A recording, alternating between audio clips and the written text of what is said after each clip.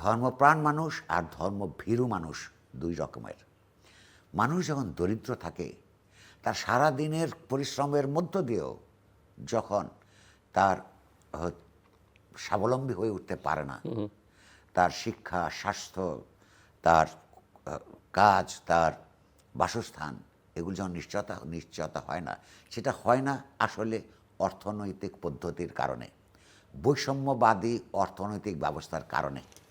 আর যেহেতু তার শিক্ষার সুযোগ কম, সে এই অর্থনীতিকে ব্যাখ্যা করে সেই রাজনৈতিক অর্থনীতিকে বিরুদ্ধে অবস্থান গ্রহণ করার সচেতন মতামত নেওয়ার অবস্থাও তার থাকে না।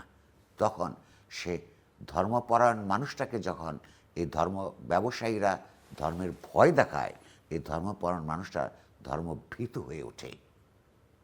এই ভয়টা তারা দেখিয়েছে। জামাত ইসলামীকে ভোট না দিলে তারা দোজখে যাবে, দিলে তারা ভেস্তে যাবে। তো যেই মানুষগুলো তাদের চোখের সামনে একদল লোক বেহেশতি সুবিধা নিতেছে, বিত্তবানরা, সে যখন এই জগতে আপনার কোনো সুখ স্বাচ্ছন্দ্যের দেখা পায় না, সে তো ওই আশ্বাসে আপনার মুগ্ধ হয়ে অথবা ভরসা করে এই ধর্মাশ্রয়ী রাজনৈতিক দলকে ভোট দিয়েছে। ফলে একটা এইরকম অর্থনৈতিক ব্যবস্থা আমাদের প্রবর্তন করবার জন্য কাজ করতে হবে যেখানে বৈষম্য কমে আসে।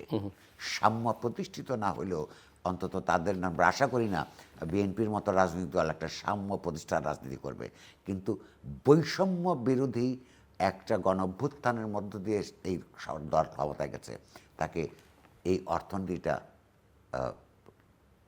অর্থনীতির চরিত্রটা, এই অর্থনীতির রাজনৈতিক নেতিবাচক প্রভাবগুলো লক্ষ্য করে তার অর্থনৈতিক নীতি। আমি প্রশ্ন করছিলাম যে গণভোট একই সঙ্গে হয়েছে এবং এটাও কম গুরুত্বপূর্ণ ছিল না, কিন্তু ভোট তো হলো, হ্যায়ের পক্ষে ভোট পড়লো, যদিও না ভোট এবং ভোট না দেওয়া মানুষের সংখ্যায় 60%, মোর দেন 60%। তো আপনি কি মনে করেন যে প্রক্রিয়ায় গণভোটটা হয়েছে এবং গণভোট সম্পর্কে যে ধারণাটা দেওয়া হয়েছে যে এগুলো এবং আদেশ যেটা জারি করা হয়েছে, নতুন পার্লামেন্ট সেই জায়গায় কি ভূমিকা রাখবে, কতখানি তারা গ্রহণ করবে? যদিও তারেক রহমান বলেছেন যে তাদের অঙ্গীকার কিছু আছে, নোট অফ ডিসেন্টও ছিল জুলাই চার্টারে, তারা সেটাও স্বাক্ষর করেছে, সেগুলো মেনশন করেছে। বাট আপনি কি মনে করেন? দুইভাবে আলাপ করা যায়, সাধারণভাবে একটা বিশেষভাবে। সাধারণভাবে আমরা এই আপনার জুলাই সনদের মধ্যে কি আছে সেটা যদি আমরা একটা একটা করে বিশ্লেষণে নাও যাই, যেই গণঅভ্যুত্থানের শিক্ষার্থী গণঅভ্যুত্থানের উপর দাঁড়িয়ে একটা নতুন রাজনৈতিক প্রক্রিয়া শুরু হলো, তার সেই সময়ের যদি স্লোগানগুলি আমরা দেখি, দেয়াল লিখন দেখি, ব্যানার ফেস্টুন দেখি, সেখানে কিন্তু আমরা একটা জিনিস লক্ষ্য করেছি সাধারণভাবে, যে মানুষের যে সনাতন যে পদ্ধতিতে বাংলাদেশ চলছিল, যে একবার ক্ষমতায় গেলে তার কি আর কোনো চেকস অ্যান্ড ব্যালেন্সের কোনো ব্যবস্থা থাকতো না, এবং যেখানে ক্ষমতায় যাওয়া মানেই হচ্ছে 5 বছরের জন্য যা তা অ্যাকাউন্টেবিলিটির, স্বচ্ছতার কথা মুখে বললেও এমন কোনো কাঠামো তৈরি হয় নাই যে কাঠামোর মধ্য দিয়ে তাকে নিরন্তর একটা জবাবদিহিতার মধ্যে রাখা যায় না, তার বিরুদ্ধে কিন্তু গণঅভ্যুত্থান ছিল। ফলে এখানে কিছু রাজনৈতিকভাবে, আইনগতভাবে, সাংস্কৃতিকভাবে কিছু গণতান্ত্রিক সংস্কার, এইটা সাধারণভাবে এটা মানুষের আকাঙ্ক্ষা। পুরোটা পড়ে মানুষ কি এইটাকে হ্যাঁ ভোট দিয়েছে কিনা, হ্যাঁ ভোটের সংখ্যা বেশি দিয়েছে কিনা এটা বলা যাবে না, কারণ হচ্ছে এটার মধ্যে নানা ত্রুটিপূর্ণ ব্যাপার ছিল। যেই পদ্ধতিতে রাষ্ট্রের প্রচার করার কথা ছিল, কোনটার মধ্যে কী আছে, হলে কি না হলে কি, এগুলি করা হয় নাই। নোট অফ ডিসেন্ট সংক্রান্ত ব্যাপারগুলিতে রাজনৈতিক দলগুলো পরস্পরের বিরুদ্ধে কোনটা দিয়েছে কোনটা দেয় নাই এই বিষয়ে যথেষ্ট আলাপ আলোচনা করা নাই।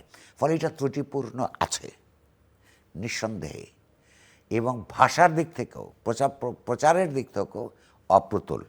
ফলে এই যে সংস্কারের পক্ষে বিশেষভাবে যেভাবে বলা হয়েছে, সেগুলির ব্যাপারে সমাজে ভোটারদের ব্যাপারে অস্বচ্ছতা, রাজনৈতিক দলগুলোর কোনো জায়গায় আপনার পূর্বাপত্তি, এগুলোর যদি আপনি সাধারণভাবে চিন্তা করেন, এগুলির জটিল অবস্থা তৈরি করবার সুযোগ থাকবে। অনেকগুলো এড়িয়ে যেতেও সক্ষম হবে আইন কানুনের ফাঁক দিয়েই, এমনকি জুলাই সনদের ভিতর ফাঁক দিয়েই। কারণ আপনার ওখানে লেখা আছে যে এই প্রস্তাবগুলির মধ্যে যাই থাকুক না কেন, কোনো রাজনৈতিক দল যদি এইটার পরিপন্থী কোনো ম্যানিফেস্টো দিয়ে পাশ করে আসতে পারে, সেইখানে এই জুলাই সনদ তার জন্য বাধ্যবাধকতা নয়। ফলে ফাঁক ফোকরের কোনো অভাব অনেক নেই। জায়গা আছে। সবচেয়ে বড় কথা, এনসিপি যারা এই জুলাই সনদের Initiator. প্রবর্তা, তারা তো স্বাক্ষরই করেন। ফলে ফাঁক ফোকর আছে, কিন্তু আমি মনে করি সমাজের ইতিহাসের এই সময়কার যে গণতান্ত্রিক সংস্কার যে স্পিরিট, এইটার প্রতি বিএনপি সাধারণভাবে শ্রদ্ধা। যে আমার হাতে খুব বেশি সময় নেই, দুটো প্রসঙ্গ দেখাবে। আপনার সঙ্গে একটু আলোচনা করতে চাই। আর একটা হচ্ছে যে গতকালকে প্রথম প্রেস ব্রিফিং করলেন আফটার ইলেকশন বিএনপি চেয়ারম্যান এবং প্রাইম মিনিস্টার ইলেক্ট। সো আপনি কেমন দেখলেন প্রেস কনফারেন্স? তিনি একটা দেশবাসীর উদ্দেশ্যে বক্তব্য রেখেছেন, এটা আমার বিদেশি সাংবাদিকদের উদ্দেশ্যে দুটো বক্তব্য রেখেছেন। প্রতিক্রিয়া। জি, এক নম্বর হচ্ছে যে প্রথমেই শুরু হবার আগেই আমি যে টেলিভিশন দেখেছি লাইভ, দেখে আমি আঁতকে উঠেছি। কারণ হচ্ছে যে পুরনো ভূত এখনো পর্যন্ত সম্ভাব্য প্রধানমন্ত্রীর প্রেস কনফারেন্সের মধ্যে প্রেতাত্মা ঘোরাঘুরি করছে। কিভাবে?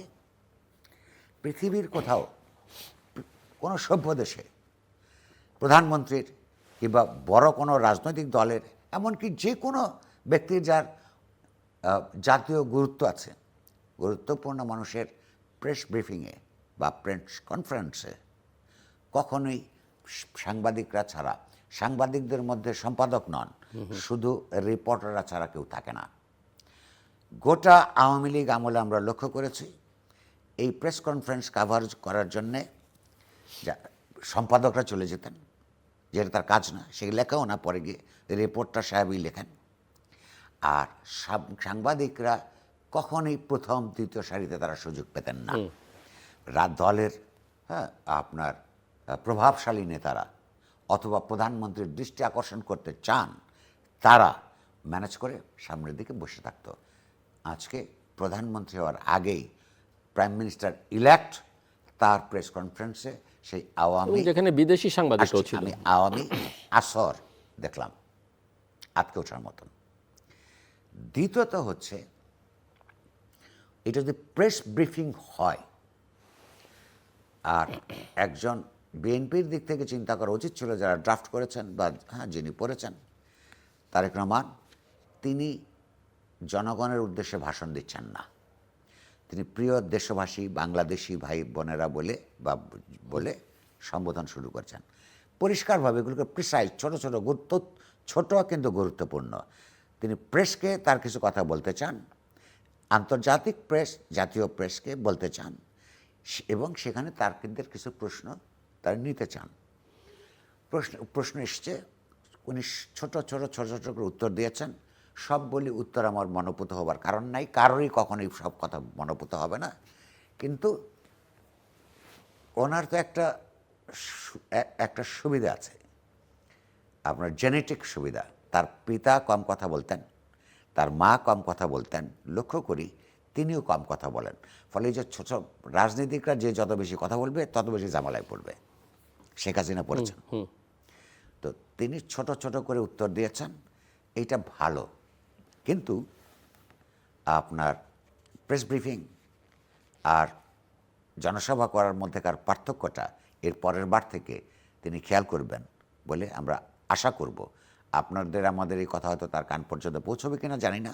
বিএনপির যদি কোনো শুভাকাঙ্ক্ষী তাকে পৌঁছাতে পারে, তার পর্যন্ত তাকে গিয়ে খবরটা দিবেন বলে আশা করি। বিদেশি সাংবাদিকরা থাকবার কারণে তার ভাবমূর্তি আরও নষ্ট হবে তার দলের। যে একটা প্রেস ব্রিফিংয়ের মধ্যে বা প্রেস কনফারেন্সের মধ্যে আপনার সামনের সারিতে প্রেসের লোক নাই, আছে তার দলের নেতারা। আর প্রেস ব্রিফিংয়ের মধ্যে, প্রেস কনফারেন্সের মধ্যে কান্নাকাটি কিংবা আনন্দ উল্লাসের ব্যাপার থাকে না। একজন গুরুত্বপূর্ণ, জনগুরুত্বপূর্ণ ব্যক্তি দেশকে প্রেসের মাধ্যমে কথা বলছেন, তার কথা মানুষ মনোযোগ দিয়ে শুনবে, ক্রিটিক্যালি কান খাড়া করে শুনবে।